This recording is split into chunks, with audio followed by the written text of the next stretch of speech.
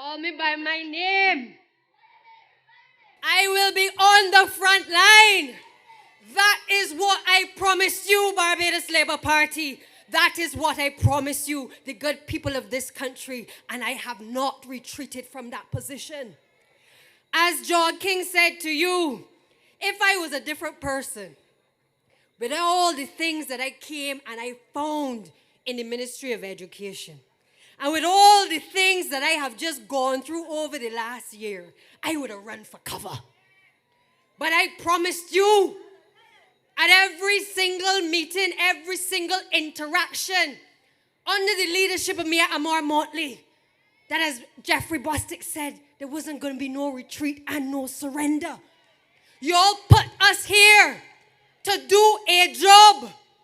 And we understood that whatever we came and we found, we had to face it and we had to fix it. So tonight, as I was coming up to this meeting, it looked as though in Newberry, nobody wanted to give the Democratic Labour Party any electricity. Because there was about a handful of people and no lights. But I understand that they are going to be in darkness for a little while. But tonight, I want to take a moment to reflect. Because it is okay for us to have a by-election and to be out in our numbers in the various communities of St. George North. But you and I know that you didn't see these people up and down the length and breadth of Barbados before the election in 2018.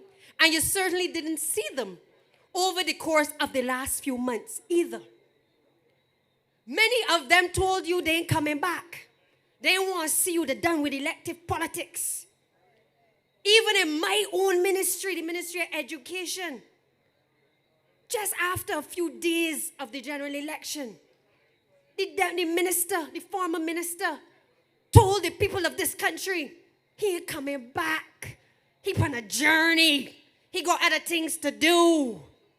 And 2 months later, an announcement was made that the former Minister of Education was now the Vice Chancellor of an offshore medical school, for which, when he was the minister, he gave a charter under the rules and this legislation of this country. You understand what I'm saying? Because I then came into the ministry a little bewildered that there are some things in public life that you don't have to put in writing and tell politicians they mustn't do. There are some things that if you have any kind of moral compass, you will know that you are not supposed to do. You don't give people work, you don't give people licenses, and then turn around and find a way just as soon as the bell is rung to be on their boards or to be involved in any management capacity. But it didn't end there. Because I came to find out, as I started to dig a little bit more, that the same former minister was also the Vice Chancellor of another offshore medical university in Barbados, for which he also gave a charter to. So it isn't just one university. It is 2 offshore medical universities that his name has been affixed to. And now it would have been drawing his salary from as a result of his association to those 2 institutions. I want you to understand that these people have not changed. And that when Ronald Jones and others come knocking at the door in St. George North, you have to ask some questions about their credibility. You have to ask some questions to understand from them about their accountability. You have to ask some questions about them being transparent as well. Because these are the things that across the length and breadth of Barbados, people stood up in their numbers and said enough was enough. We were tired of people not coming to work and doing what they were supposed to do in our name. I spent a year overseas, and the first thing I did when I was in Miami is make sure I had internet access and a computer. And I made sure I was still able to do the work of the people of this country because y'all put me there. I didn't go in to try to see which contracts I could get. I didn't go in to elevate myself in any way to see what I could come up with at the end of my tenure. No, I came to serve the people.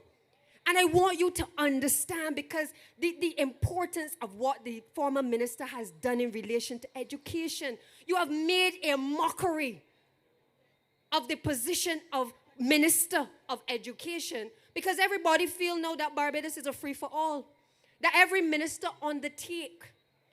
And what galls me, that these people can go and come to your door and try to beg for a vote for Mr. Rifa, is that this is the same man and the same people that also would have known about Washington University, the one that was up by Miss Ram, which found itself in a situation where students were complaining about the treatment, the conditions, and this same minister did nothing, bringing Barbados' reputation into disrepute over something that the government had control over.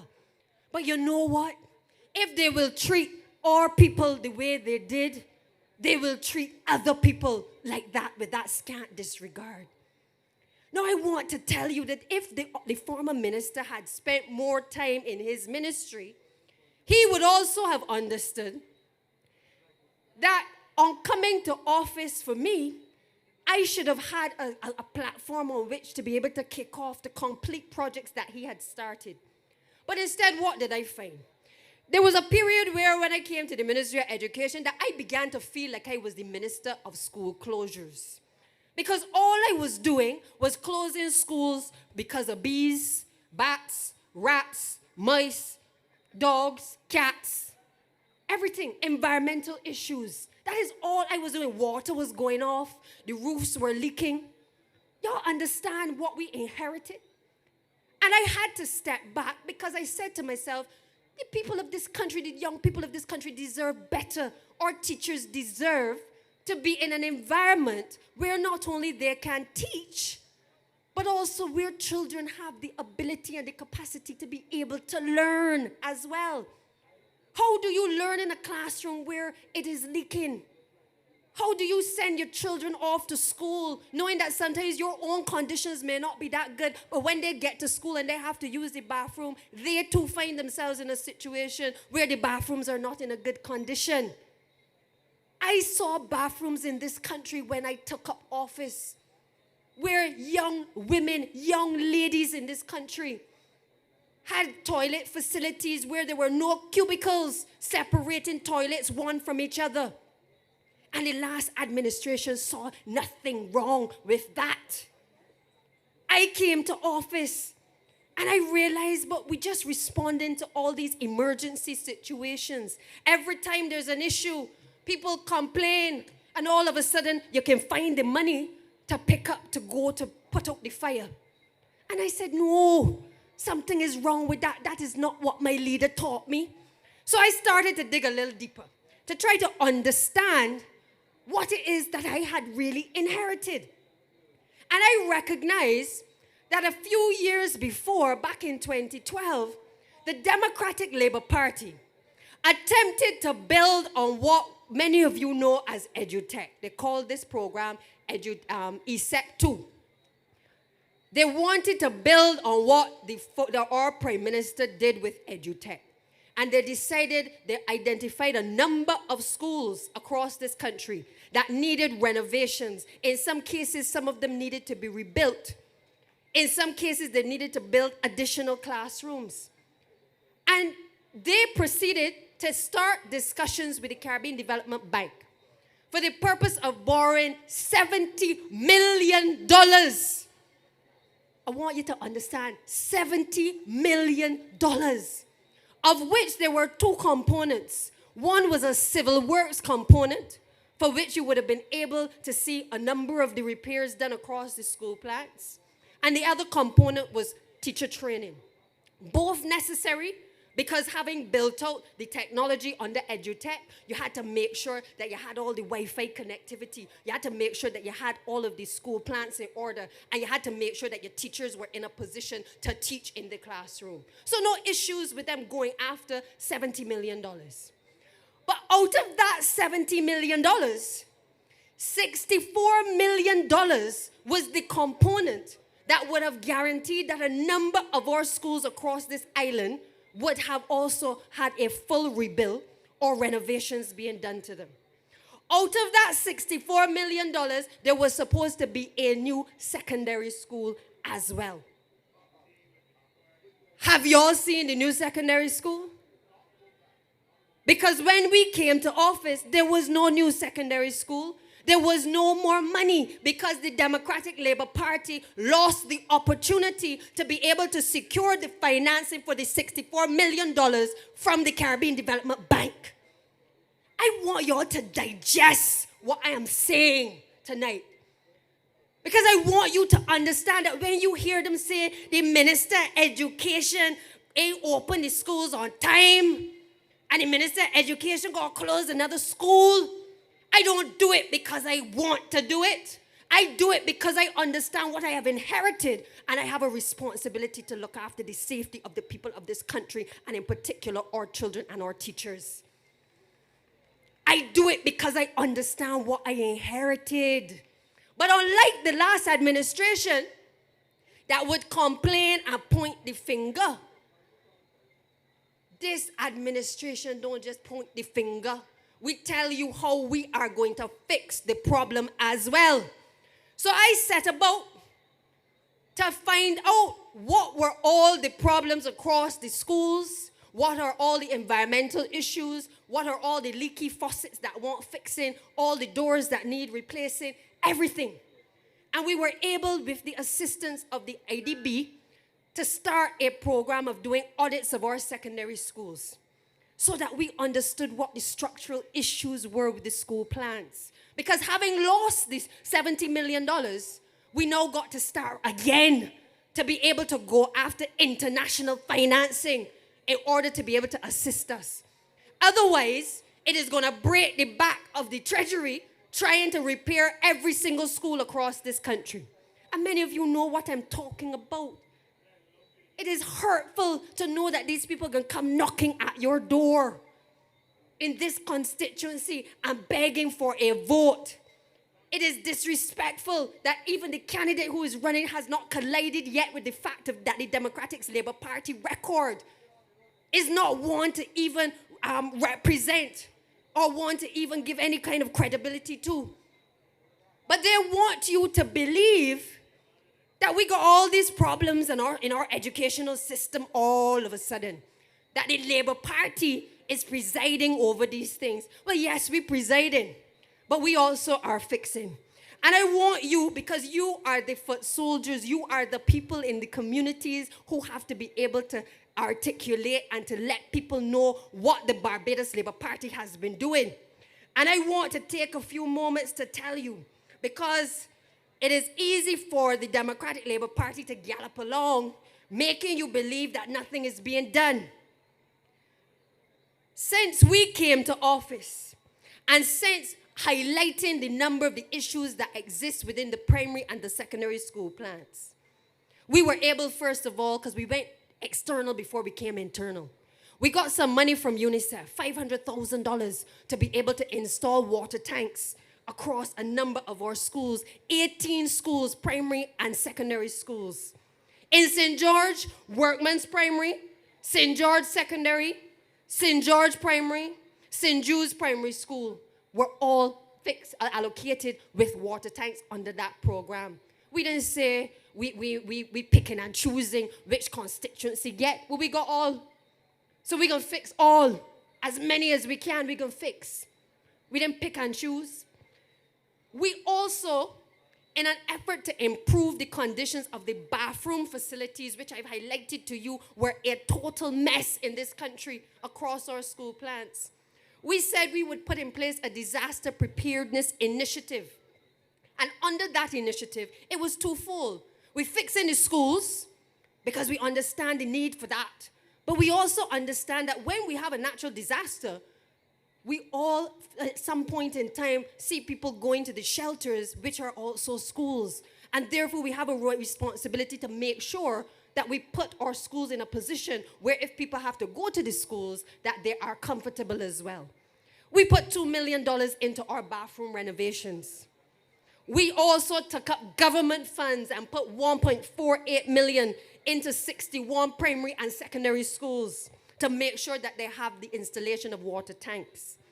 We didn't stop there. We realized that in many cases, many of these Category 1 shelters required what you call the shutters, the rollerblade shutters. So we also took up money and we said we're going to do 20 Category 1 shelters.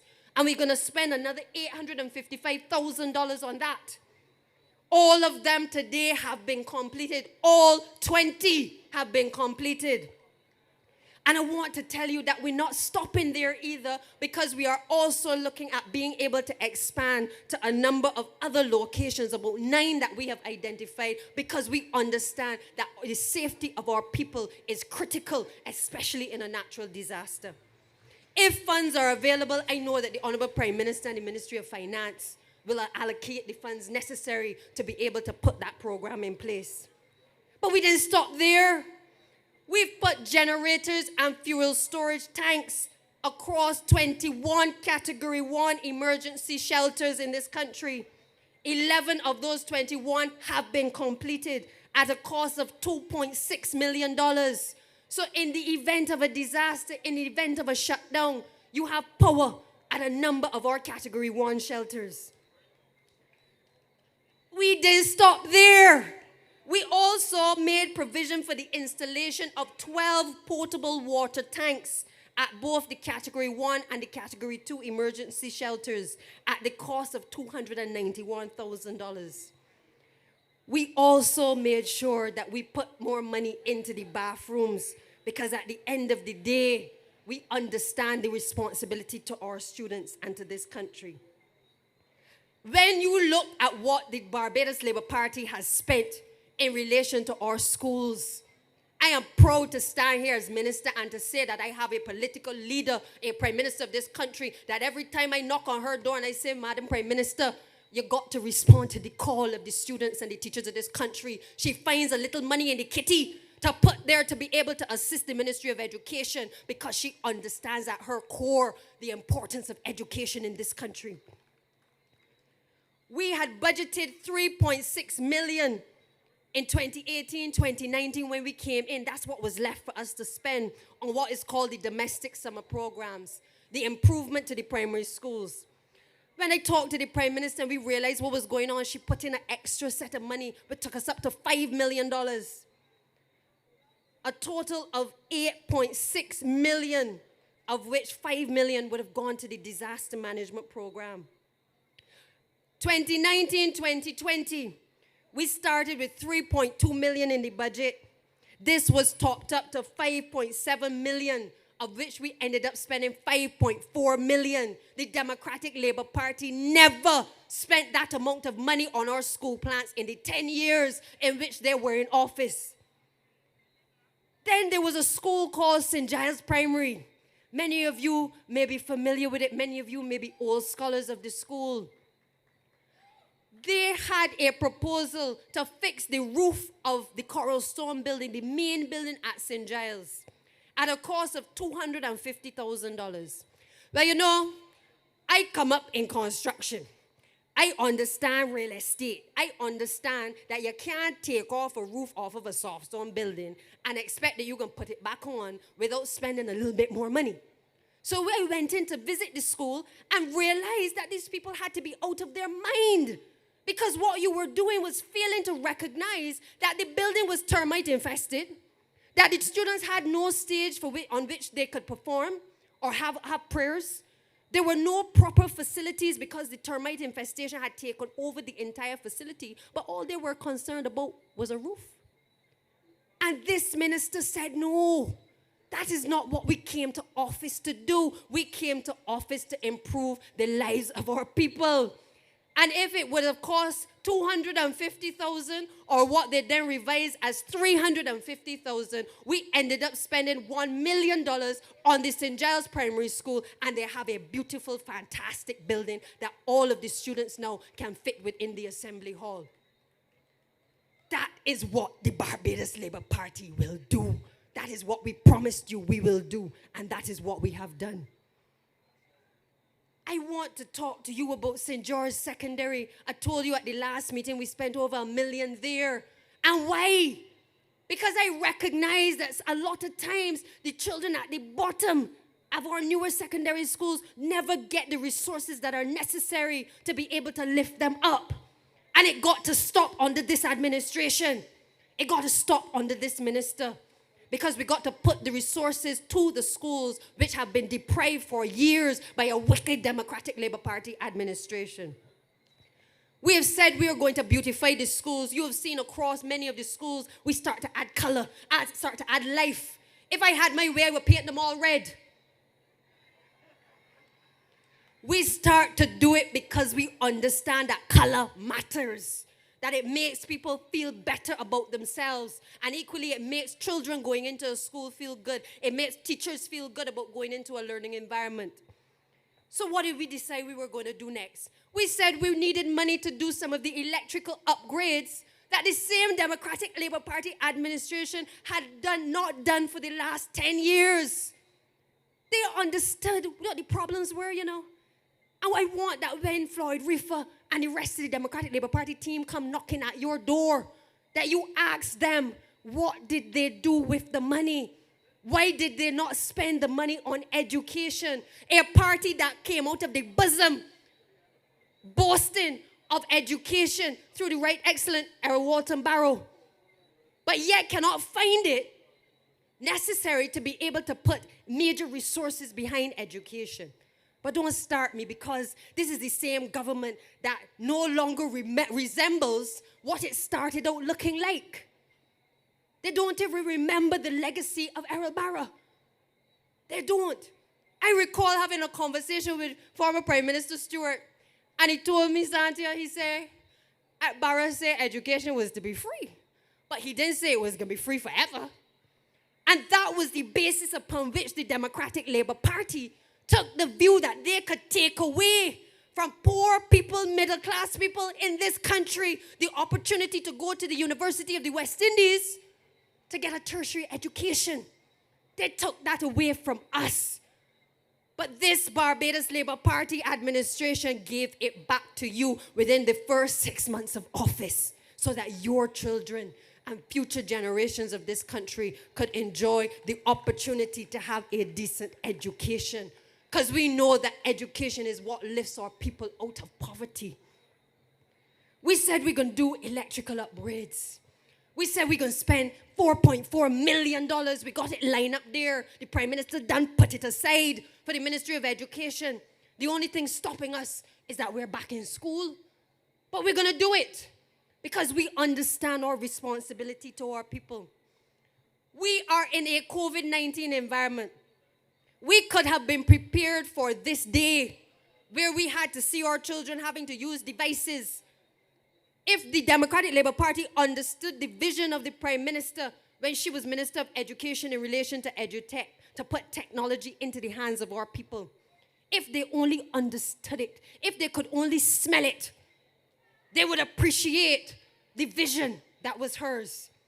We have come, all they have been interested in is the photo ops, taking pictures with the People's Republic of China, getting 9,000 tablets which sitting down in cupboards and nobody is using.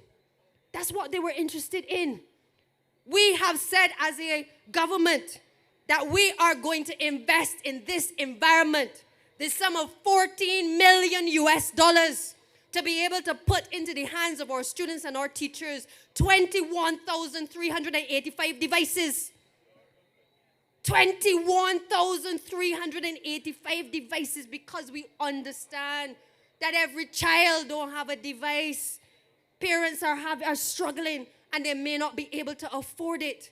And we will not sit as a government and cry wolf and say, oh, well, we didn't know that COVID was coming and we can't do anything. We are prepared to make the sacrifice to take us to the point where we are in a position to give our people what we want. We have also said that our curriculum has to start to look different. We've said that we're going to introduce coding and robotics into our schools. We started the training already. And we are outputting over $528,000 on robotics kits, which are going to be deployed across 21 secondary schools, 5 primary, 5 nursery, and 3 special schools, because we ain't leaving out the special needs children in this country either. And we are using, as the person to assist us with this, one of our own, Professor Cardinal Ward of the Caribbean Science Foundation, a man that is well respected internationally as being one of the brilliant minds when it comes to creativity and ingenuity in the global arena. But you see, the problem is that without a vision, the people go perish. And the good thing is that under Democratic Labour Party administration, sometimes I feel we have too much vision. We see too many things down the road that the Democratic Labour Party administration cannot see. I understand when the cry came in education about violence in schools. You know what galls me? The fact that the last administration would have the audacity to tell us about how violent the children are, how the children bad behave. But they would pay a man by the name of Dennis Holder, who ran against the Attorney General, the sum of $6,797 every single month from 2013 until April of 2018, 5 years, in order to advise the Ministry of Education on deviance in schools. And to this day, we have nothing to show for the reports of the said Dennis Holder. That is the nature of the Democratic Labour Party. So when they come knocking, I want you to ask them some questions. What did they do with the money? Why did they not put that money to you, the people of this country? Why did the school meal center also have cost overruns of over $7 million, which the Barbados Labour Party has committed that we will put another $3 million in order to be able to complete? They need to tell you about that, because all these people across this country that ask me for school meals jobs, the answer is to be given by the Democratic Labour Party as to where that money has gone and why you are not in a position to be engaged in the system, because we are not without the money at this point in time. You need to ask the questions of them. And tonight, therefore, people, my job is simple. I can go on and dig up all the skeletons of the Democratic Labour Party, but it is also my responsibility to let you know that there is money being well spent in your name, and that this Labour Party can defend all of the money that you have allowed us to be able to put out there for the people of this country. I want you, when you go to the polls on the 11th of November, let your mind be clear as to who the next representative for this constituency must be. Tony Moore is by far the biggest horse in this race. And she's not just in the biggest horse because she's a woman, but she has represented Labour. And for those who are Labour Party, people understand the connection between Labour and the Barbados Labour Party. And we need to bring home this seat and have the continued representation that Glenn Clark has given to the people of this constituency. I thank you all, and good night.